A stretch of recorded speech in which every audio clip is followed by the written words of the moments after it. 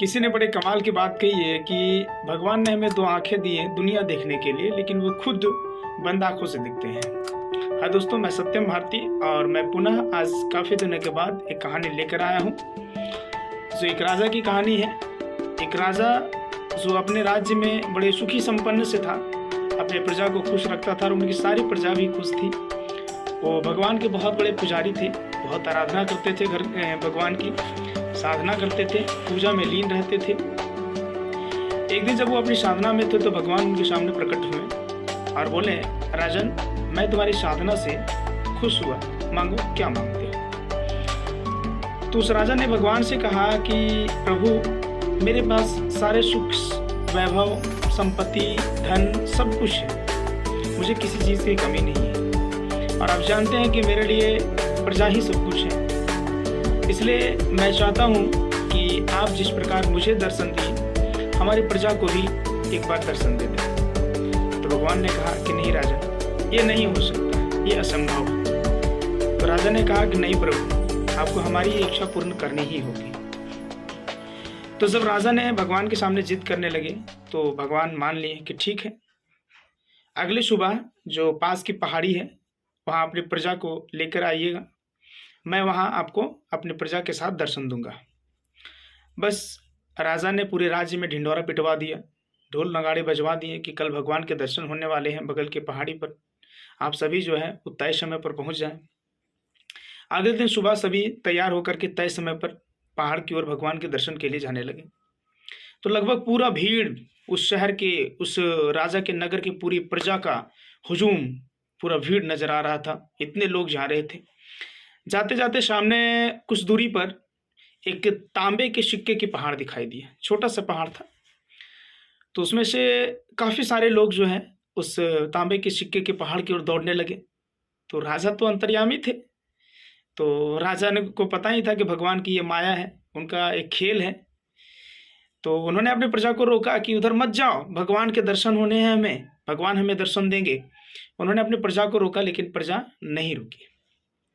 प्रजा गई और जो अपने गठरी में जितने बांध पाए सोने तांबे के सिक्के को बांध करके भाग निकले। कुछ दूर आगे गए।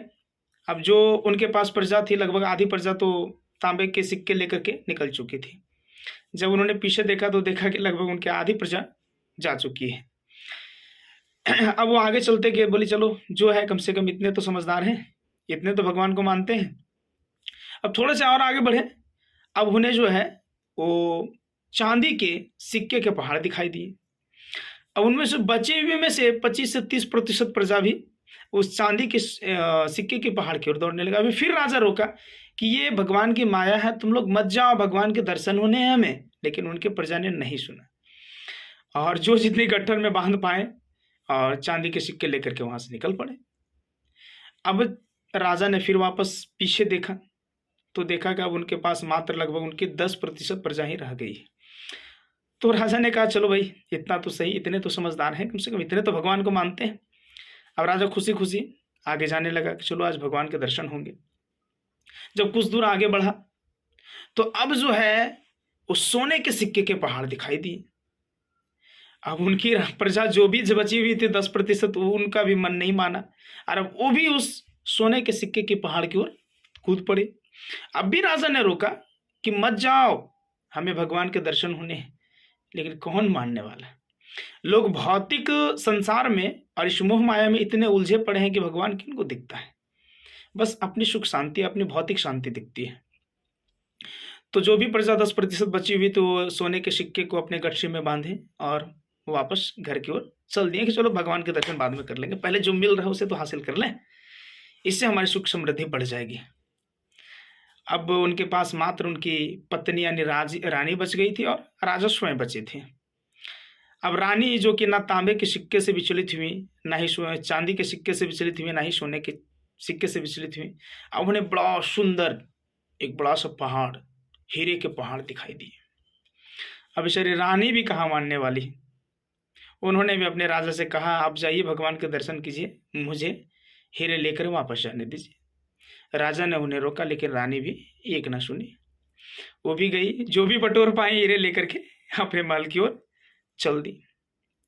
अब राजा को तो वही भगवान से मिलना था, उन्हें तो दर्शन करने थे, उनके मन में श्रद्धा थी, भगवान के बहुत बड़े आराधक थे, वो बहुत बड़े पुजारी थे।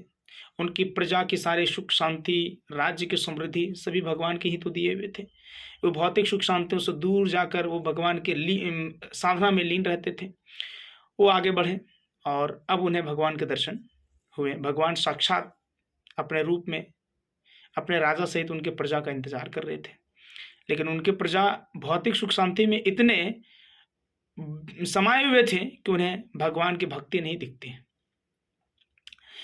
तो भगवान ने अपने राजा से पूछा, राजन कहाँ है तुम्हारी प्रजा, कहाँ है तुम्हारे शुभचिंतक, तुम जिसकी इतने चिंता करते हो कहाँ है सब। तो राजा ने बड़े निराश होकर कहा, प्रभु क्षमा कीजिएगा, मैं अपनी प्रजा और अपने शुभचिंतकों को नहीं ला पाया, मैं असफल रहा। तो भगवान ने उन्हें जवाब दिया कि जो इस दुनिया के भौतिक मोहमाया में और भौतिक सुख शांति में जो लिपटा हुआ है, उन्हें मैं कभी नहीं देख सकता। जो भौतिक सुख शांति से दूर हटकर और इस मोह माया से दूर हटकर मेरी साधना करता है, मैं उन्हीं को दिखता हूँ और मैं उन्हीं को दर्शन देता हूँ। मैं खुली आंखों से कभी नहीं, मैं हमेशा बंद आंखों से ही दिखता हूँ। तो एक छोटी सी कहानी से मैं आपको समझाने का प्रयास कर रहा हूँ कि भगवान हमें दर्शन देते हैं, भगवान तो हमारा इंतजार कर रहे हैं, बस हम अपने इस संसार की भौतिक सुख शांति और मोह माया के जाल से आगे तो आए। जय श्री राम।